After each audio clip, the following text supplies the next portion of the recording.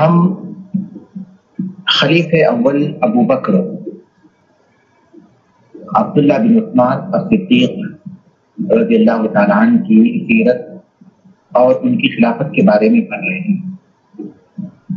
اب تک ہم جو پڑھ چکے ہیں اس کے عناوین کا اگر ہم جائزہ لے لیں تو مناسب ہوگا، تاکہ ایک بار مختصر طور پر جو ہم پڑھ چکے ہیں اس کا اعادہ ہو جائے۔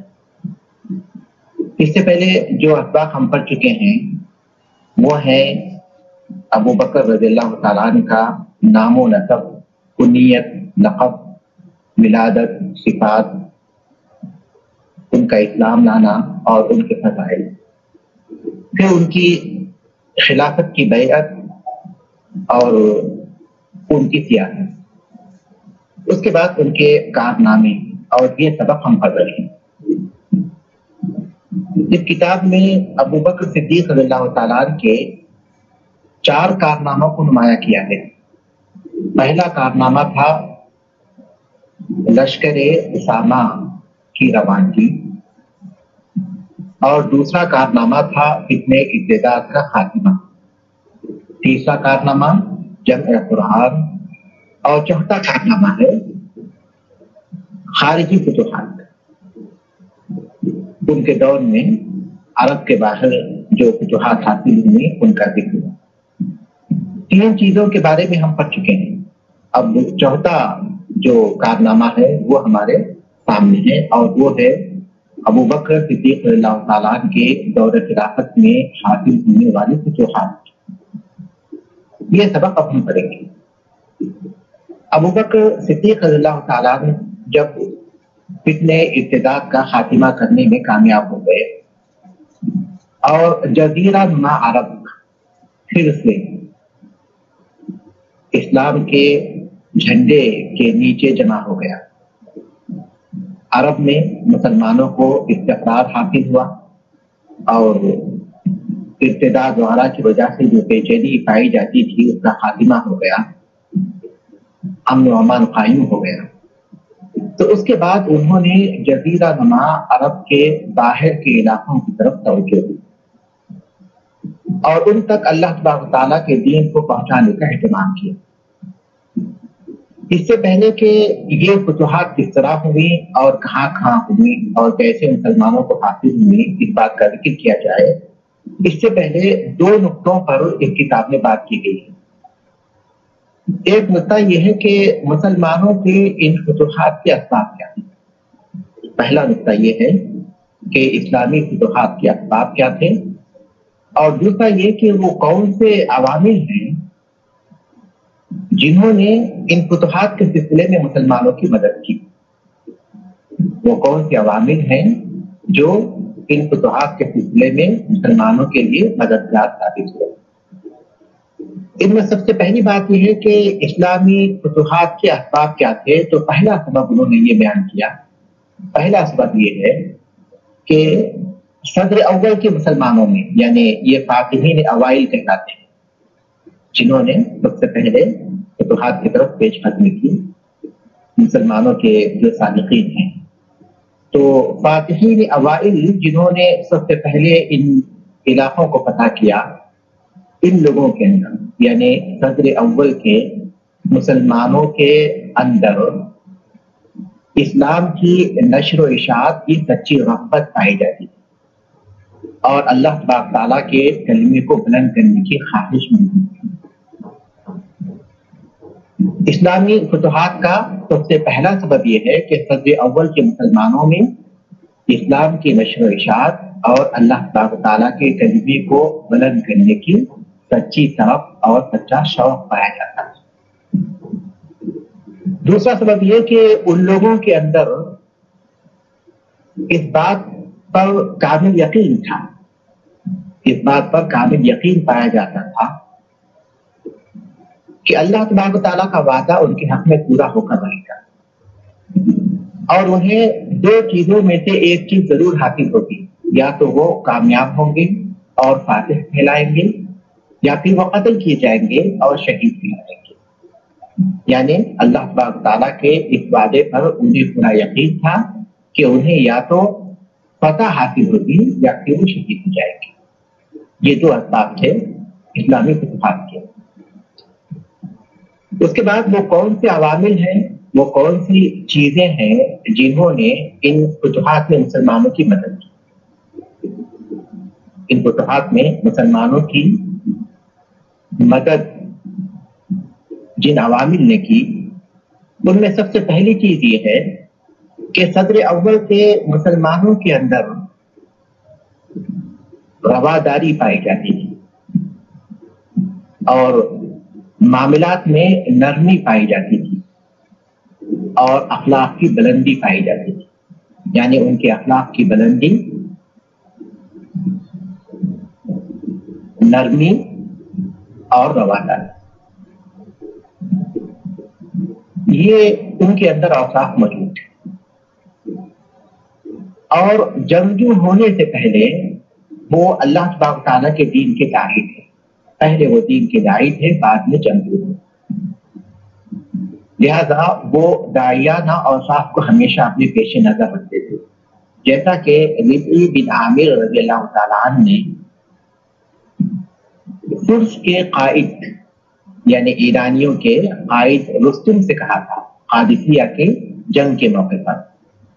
قادسیہ کے جنگ کے موقع پر فارسیوں کے جو قائد تھے، فارسیوں کا جو کمانڈر تھا رستم، اس سے ربعی بن عامر رضی اللہ تعالیٰ عنہ نے کہا تھا اتینا لنخرج من شاء اللہ من عبادت العباد الى عبادت رب العباد ومن ضیق الدنیا الى سرتها ومن جور الادیان الى عدل الاسلام۔ ہم اس لیے آئے ہیں تاکہ جس کو اللہ تبارک و تعالیٰ چاہے اسے بندوں کی بندگی سے نکال کر بندوں کے رب کی بندگی میں داخل کرے۔ ہم اس لیے آئے ہیں تاکہ جسے اللہ تبارک و تعالیٰ چاہے اسے بندوں کی بندگی سے نکال کر بندوں کے رب کی بندگی میں داخل کرے اور دنیا کی تنگی سے نکال کر اس کی وسعتوں سے ہمکنار کرے اور مذاہب و ادیان کے ظلم و ستم سے نکال کر اسلام کے عادل سے وابستہ کرے۔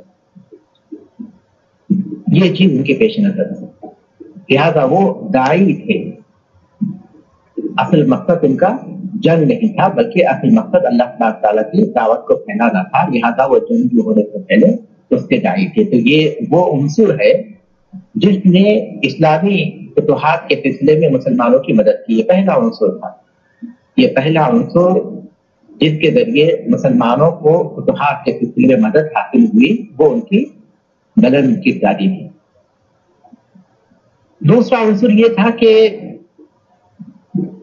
وہ ظلم و ستم جو وہاں کے بادشاہ اپنے باشندوں پر کرتے تھے، اپنی رعایا پر وہاں کے بادشاہ جو ظلم و ستم ڈھاتے تھے اور بدامنی پائی جاتی تھی، حالات میں بہت زیادہ بدامنی موجود تھی اور تنگ حالی لوگوں کے اندر پائی جاتی تھی۔ جزیرہ نما عرب کے آس پاس جو قومیں بستی تھیں، ان قوموں میں جو مشکلات تھیں، وہاں کے بادشاہوں کا ظلم و ستم ہے اور پھر جو بدامنی ہے، یہ وہ چیزیں ہیں جس کی وجہ سے مسلمانوں کو کافی مدد حاصل ہوئی۔ اسی کا نتیجہ تھا کہ ان ملکوں کے رہنے والے بہت سے لوگ مسلمان فاتحین کے مددگار ثابت ہوئے۔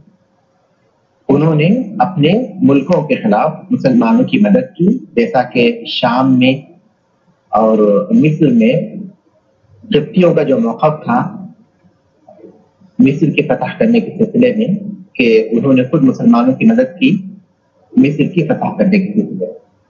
یعنی مسلمان جن علاقوں میں گئے ان علاقوں کے لوگ وہاں کی بدامنی سے پریشان حال تھے اور وہاں جو ظلم و ستم ان پر ڈھایا جاتا تھا اس کی وجہ سے وہ بیزار ہو چکے تھے، اور انہوں نے مسلمانوں کی ان ملکوں کے فتح کرنے کے لیے مدد کی۔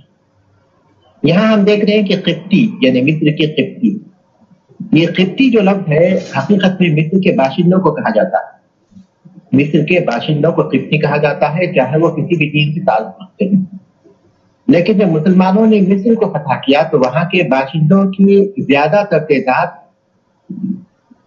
मसीहियों की थी, नसारा थे, इसलिए ये लफ्ज किप्ती उन पर बोला जाने लगा। लिहाजा आज हम किप्ती कहते हैं तो उससे हमारे जहन में नसारा का तस्वुर आता है, हमारे जहन में नसारा का तस्वुर आता है किप्ती के साथ। उसकी वजह यह कि जब मिस्र फतह किया गया तो वहां के बाशिंदों का दीन आमतौर पर नसरानियत था, वरना हकीकत में किप्ती मिस्र के बाशिंदों को कहते हैं।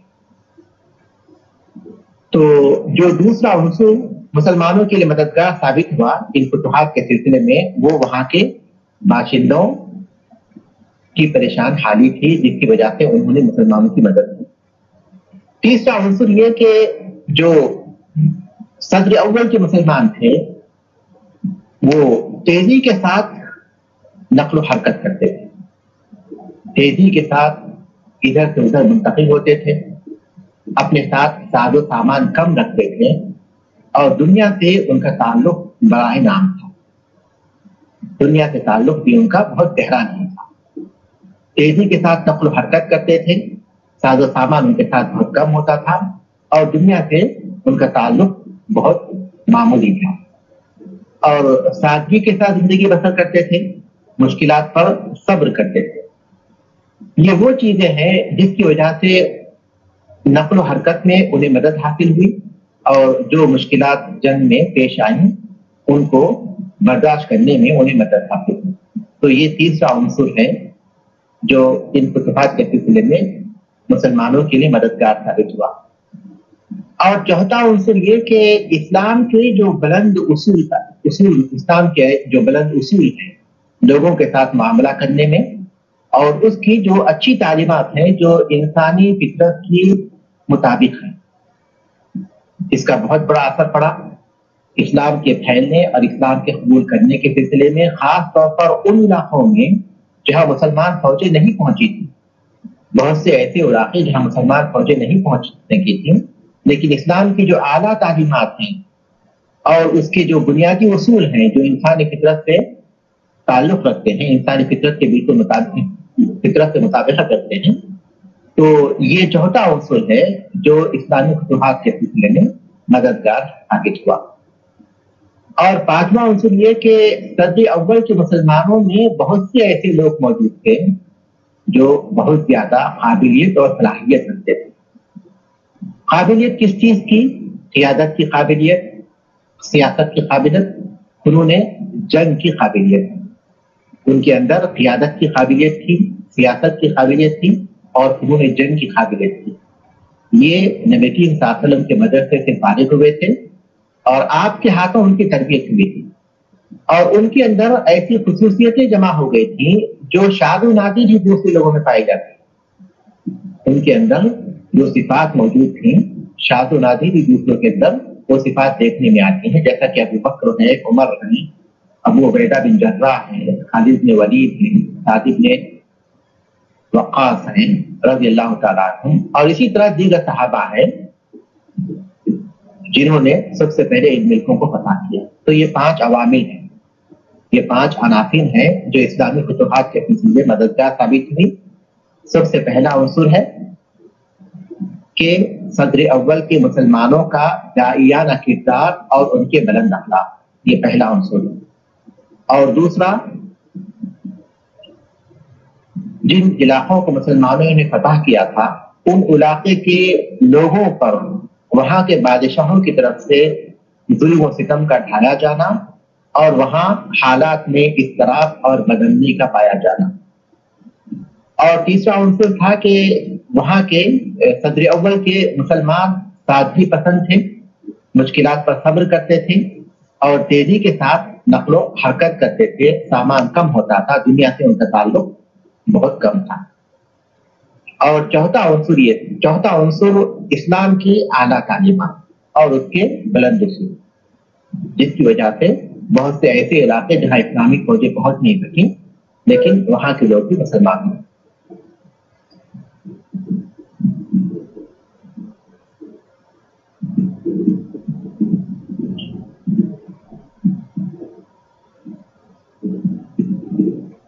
और पांचवा उन्सुर جو مسلمانوں کے لیے ایک سلسلے میں مددگار ثابت ہوا،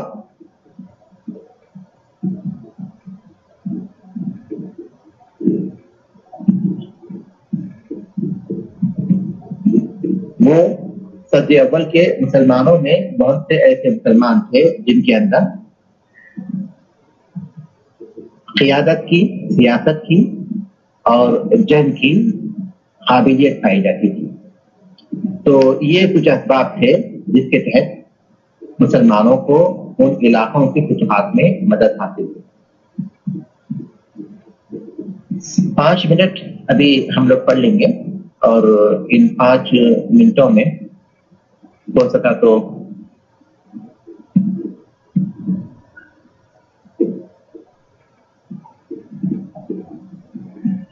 عراق کی جو فتح ہوئی تھی ابوبکر صدیق رضی اللہ عنہ کی خلافت کے دور میں، اس کو پڑھ لیں گے۔ تو انہوں نے 2 باتوں پر روشنی ڈالی ان فتوحات کا ذکر کرنے سے پہلے۔ سب سے پہلی بات یہ کہ اسلامی فتوحات کے اسباب کیا تھے، 2 اسباب کا ذکر کیا، اور دوسرا یہ کہ ان فتوحات میں کون سے عوامل اور کون سے عناصر تھے جو مسلمانوں کے لیے مددگار ثابت ہوئے۔ تو انہوں نے اس کے 5 عوامل اور 5 عناصر بیان کیے۔ اب فتوحات کا ذکر کر رہے ہیں تو سب سے پہلے عراق کی فتح کا ذکر کر رہے ہیں۔ اس دور میں عراق فارس کے تابع تھا۔ یہاں 2 لفظ ہیں اور 2 لفظوں کے فرق کو یاد رکھیے، ایک فارس ہے اور دوسرا فارس۔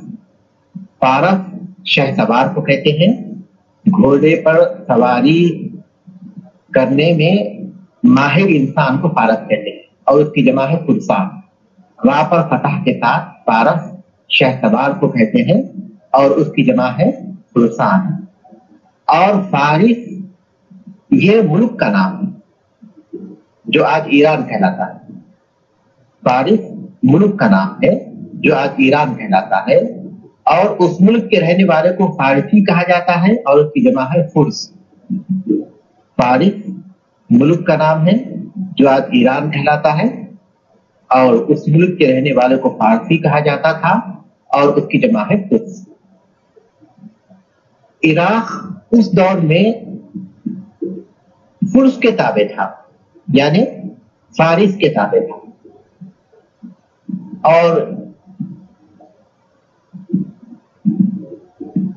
مسلمانوں کے وہاں پہنچنے سے پہلے، یعنی ابوبکر صدیق رضی اللہ عنہ کی خلافت کے دور میں مسلمان جب وہ عراق کو فتح کرنے کے لیے پہنچے تھے یا فارسی ملک کے فارسیوں کے پاس گئے تھے، تو اس سے پہلے مسلمانوں میں اور ان کے درمیان جو تعلقات، یہ پہلا موقع نہیں تھا جب کہ مسلمان وہاں پہنچے تھے۔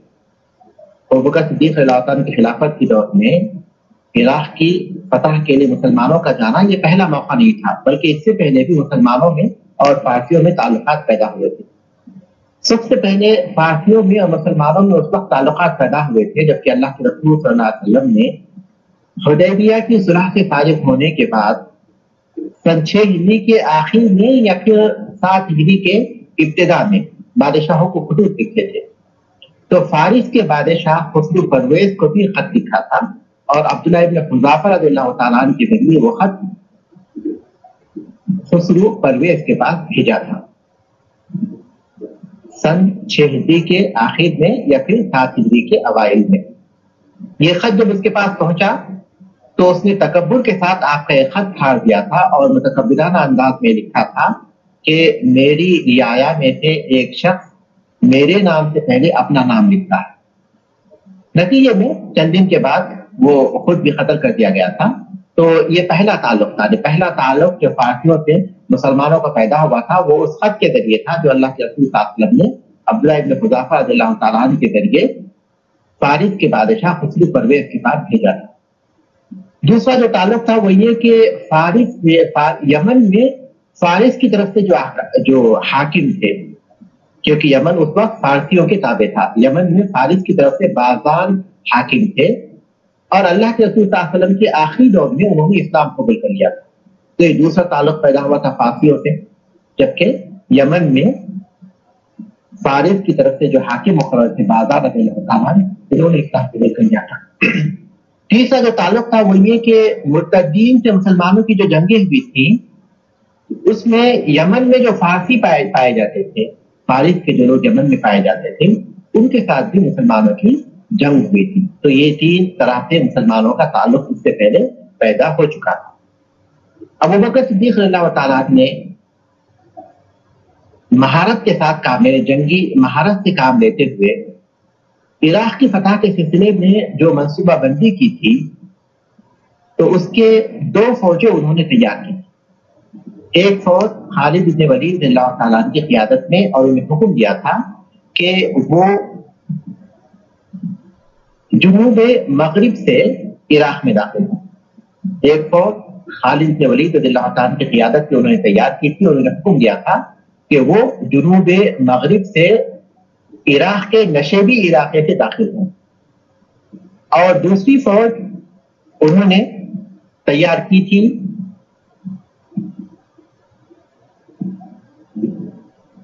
ایاد ابن غنم رضی اللہ تعالیٰ کی قیادت میں, اور انہیں حکم دیا تھا کہ وہ عراق کے شمالی مشرق سے اس کے بالائی حصے سے داخل ہوں اور شیرہ میں دونوں جمع ہو جائیں. تو 2 فوجیں ابوبکر صدیق رضی اللہ تعالیٰ نے عراق کے سلسلے میں تیار کی تھی. ایک خالد ابن ولید رضی اللہ تعالیٰ کی قیادت میں, اور انہیں حکم دیا تھا کہ وہ جنوب مغرب سے عراق کے نشیبی علاقے سے داخل ہوں.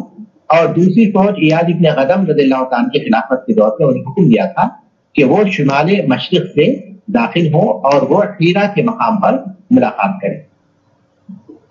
اور یہ 12ویں ہجری کے ابتدا میں تھا. بعض مورخین لکھتے ہیں کہ محرم سن 12 ہجری کی بات ہے. جب یہ دونوں آگے بڑھے, ایک طرف سے خالد بن ولید رضی اللہ تعالیٰ اور دوسری طرف سے ایاد بن غنم رضی اللہ تعالیٰ, تو ایاد بن غنم رضی اللہ تعالیٰ کا مقابلہ عقیدر بن عبد الملک سے ہوا دومت الجندل میں. دومت الجندل نامی مقام پر عقیدر ان کے راستے میں آ گیا, جس کی وجہ سے آگے بڑھنے میں انہیں تاخیر ہو گئی.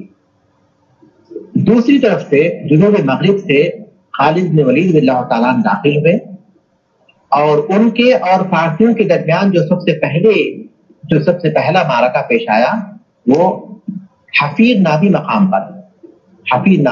پر, اور اس معرکے کو ذات السلاسل کہا جاتا ہے. ذات السلاسل اس معرکے کو کہا جاتا ہے.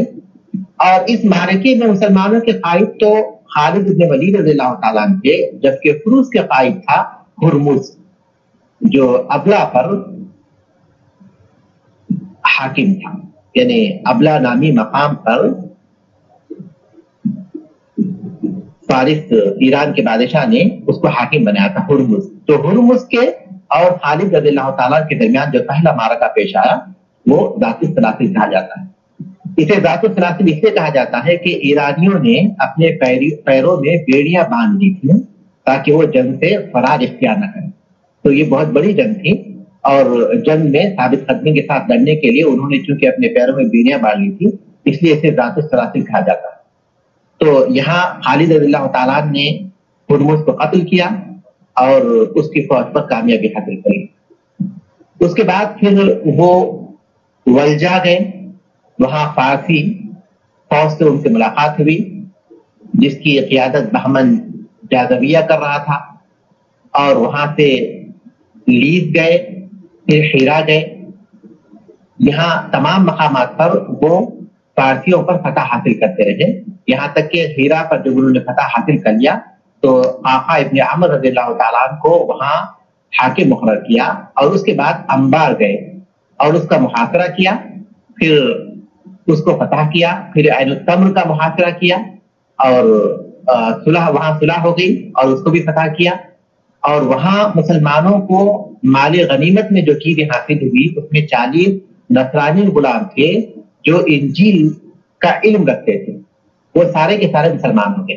40 نصرانی غلام سارے کے سارے مسلمان ہو گئے. انہی میں سیرین تھے جو محمد ابن سیرین رحمت اللہ علیہ کے والد ہیں, جو مشہور تابعی ہیں محمد ابن سیرین, ان کے والد سیرین اسی موقع پر اسی جنگ میں مسلمانوں کو حاصل ہوئے تھے. اور انہیں میں نصیر بھی ہیں جو موسیٰ بن نصیر رحمہ اللہ کے والد ہیں. موسیٰ بن نصیر جو آگے بہت بڑے قائد ہیں جن کا ہم ذکر آگے پڑھیں گے, बनु उमैया की खिलाफत के दौर में। तो उनके वालिद नसीर भी उन गुलामों में शामिल थे, 40 गुलामों में, जिन्होंने बाद में अंदलुस को फतह किया था। और इस तरह मुसलमानों को इस जंग में इस मकाम पर बड़ी कामयाबी हासिल हुई। उसके बाद खालिद रज़ी अल्लाह तआला दूमतुल जंदल गए अय्याद की मदद के लिए। वहां अकीदर से उनकी जंग हुई और अकीदर को शिकस्त हुई और वो कत्ल कर दिया गया। उसके बाद खालिद रज़ी अल्लाह तआला फिर से इराक में दाखिल हुए और वहां से फिर वो शाम गए, जहां ईरानियों और रूमियों दोनों की मुश्तरका फौजें जमा हो चुकी थी खालिद रज़ी अल्लाह तआला से जंग के लिए। तो वहां मुसलमानों के साथ ईरानियों और फारसियों की एक बड़ी जंग पेश आई, जिसका हाल इंशाअल्लाह हम आइंदा हफ्ता करेंगे। तो इराक की फतह का जो मुख्तसर जिक्र यहाँ किया गया, जाहिर है कि काफी तफसील है, हर जंग में बहुत से हादिसात पेश आए, बहुत से वाक़यात पेश आए और खालिद रज़ी अल्लाह तआला ने जंग की नई नई तदाबीर इख्तियार की। अगर हम उसकी तफसील के साथ पढ़ेंगे तो बहुत से बातें हमारे सामने आएंगी, लेकिन चूंकि ये किताब मुख्तसर है और इसमें हमारे सामने सिर्फ एक खाका पेश किया गया कि किस तरह अबू बकर सिद्दीक़ की खिलाफत के दौर में इस्लामी इत्तेहाद मुसलमानों को हासिल हुई और मुसलमान आगे बढ़ते गए। तो आज हमने जो पढ़ा वो नुक्ते के तौर पर हम बयान करें तो उसमें सबसे पहली एक बात यह है कि खारिजी फतूहात में सबसे पहले इस बात का जिक्र किया गया कि इन फतूहात के असबाब क्या थे, और दूसरा ये कि वो कौन से अवामिल थे जो इन फतूहात में मुसलमानों के मददगार साबित हुए, और फिर तीसरी बात ये कि इराक को मुसलमानों ने किस तरह फतह किया। तो यहाँ हम बस करते हैं और अल्हम्दुलिल्लाह।